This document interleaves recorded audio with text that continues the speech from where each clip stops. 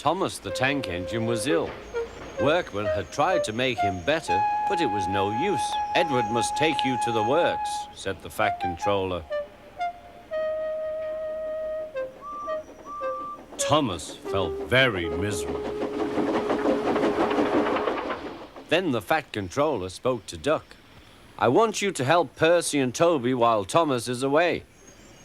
Duck was delighted. He already knew Percy and soon made friends with Toby and Bertie. Terence the tractor gave him a big welcome too. Take care of Thomas's coaches, he advised. He's sure to miss them while he's away. Duck was very gentle with the coaches. Annie and Clarabel were impressed.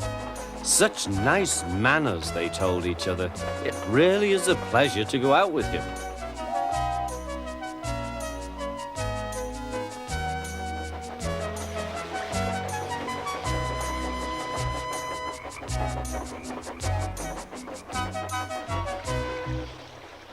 When Thomas came back, Annie and Clarabel told him how well Duck had managed.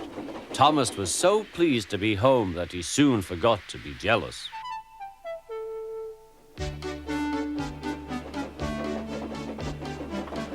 The works had left Thomas's handbrake very stiff. It made his brakes seem as if they were hard on, when in fact they were not.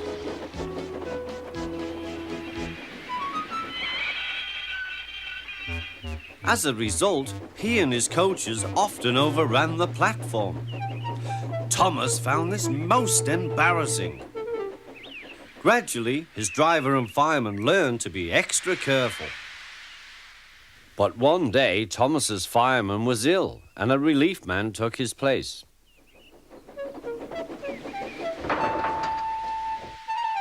The fireman had fastened the coupling and joined the driver and station master on the platform to wait for Henry's passengers.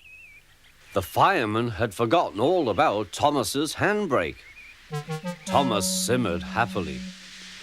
Not long now, he thought, as he saw Henry slowly approaching. But Thomas's brakes were not hard on, and suddenly he felt his wheels begin to move. He tried to stop, but he couldn't without his driver and fireman. He tried to whistle a warning, but he couldn't do that either. The guard, driver, fireman, and passengers were all stranded on the platform. Stop! Stop! Shrieked Annie and Clarabel. But Thomas, with plenty of steam, kept on going. The alarm went out down the line. Stop the runaway! There, ready for action, was Harold the helicopter.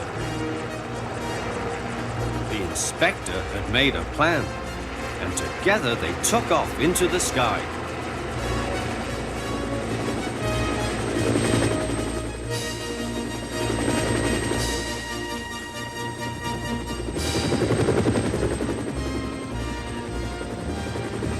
At last, Thomas was tiring. I need to stop, he panted wearily. As they neared the next station, Thomas saw Harold land.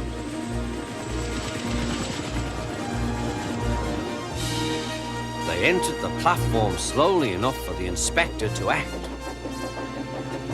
Judging his moment, the inspector scrambled into the cab and screwed the brake hard on.